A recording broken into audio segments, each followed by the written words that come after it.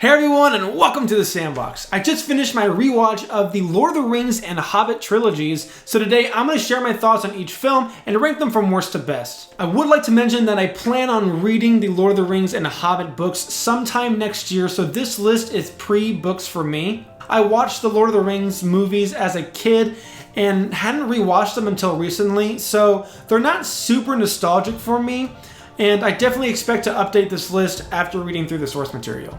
But diving right on in, at number 6 is The Hobbit, the Battle of the Five Armies. While this film surely has some epic moments of spectacle and heart, at the end of the day, it drags on way too long, further stretching an already overstayed franchise.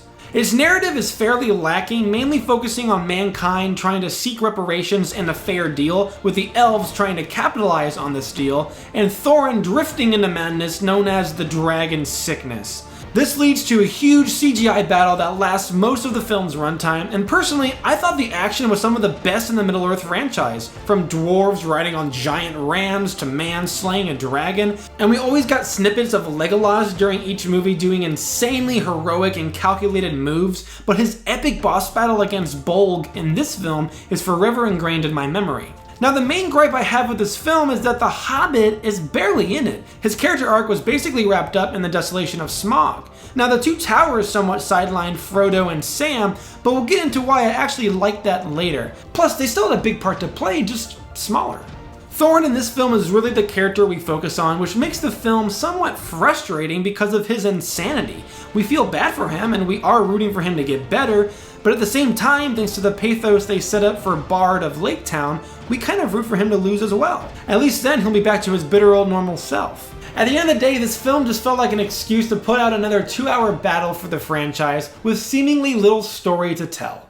Next up at number 5 is The Hobbit, An Unexpected Journey. Now, I know some people have this as their favorite in the Hobbit trilogy, but as Return of the King is known to have the longest of endings, I find this one to have the longest of setups. It just takes forever for it to really get going for me, and when it finally does, it feels oddly familiar, like almost straight up plagiarism of The Fellowship of the Ring. We get a history lesson, Bilbo reluctantly decides to go on a quest, they stop in Rivendell and meet up with the elves, they go on a mountain hike, wind up in a cavern and fight off against some fantastical beasts.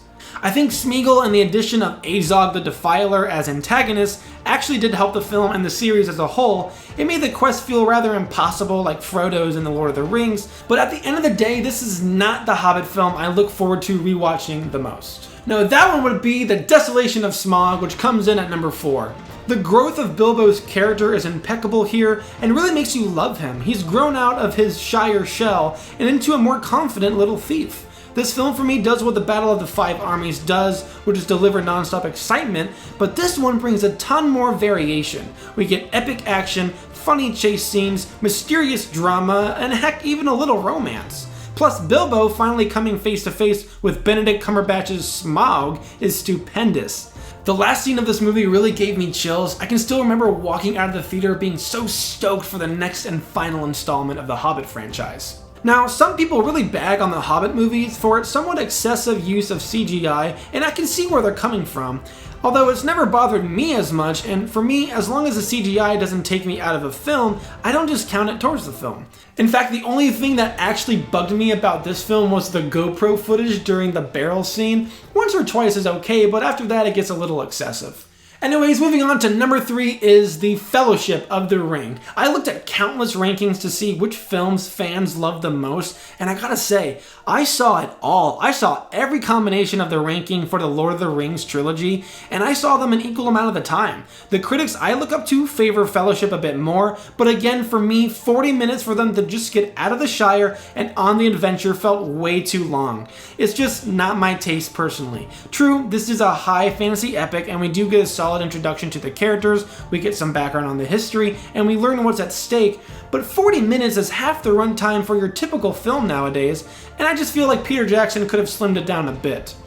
Anyways, moving on, I thought the film served its purpose well. The Fellowship, Sam's loyalty, the Ring's corruption, and Gandalf's sacrifice were all solidly done and highly memorable for me. Though I did get really annoyed with Frodo's character. The kid gets stabbed like 30 times and never thinks to dodge. He just sits there frozen like, well, I guess I gotta get stabbed. But all joking aside, I really enjoyed this film. I just enjoyed these next two a little bit more. My number one is The Return of the King, with The Two Towers taking my runner-up spot. I will say that I think The Two Towers did a few things that the other films just couldn't do, and it also set up Return of the King so fantastically. Two Towers somewhat sidelines Frodo and Sam, like I mentioned earlier, and I think this actually helped the already slogged down pacing of the movie, while also giving us more time with Aragorn and company. The movie felt more segregated and easy to follow, which is helpful to people like me who don't know everything about the lore and forget characters' names constantly. It had a balanced level of humor and stakes, and I think it did the surprise ambush trope better than Return of the King in actuality. Though I do think the battle for Helm's Deep was somewhat bland, choreography-wise. I kept waiting for those epic moments that would turn the tide of the battle, but they never really came. It felt like they were saving that epicness for Gandalf's return, which at that point in the movie they had no idea if he would pull through or not. Of course, we knew because we either read the book or understood that this was the second film in a trilogy. But either way, I think this film really handled the danger of being the middle movie in a trilogy extremely well. But at the end of the day, The Return of the King was just too dang exciting.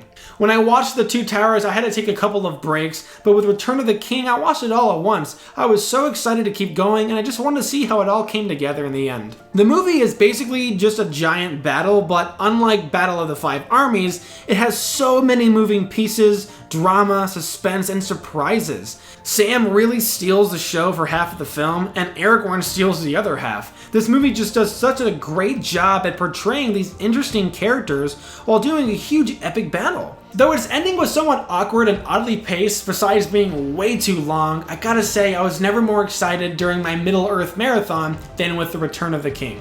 Well, that's my list. Let me know what yours is down in the comments below. Again, I still don't feel like I fully grasped the series, and I'm already looking forward to rewatching them, but I'm gonna hold off until I read the books sometime early next year. Leave a like if you enjoyed the video, and don't forget to subscribe and hit that bell if you want to be notified the next time a video drops. Thanks for watching. I'll see you all next time.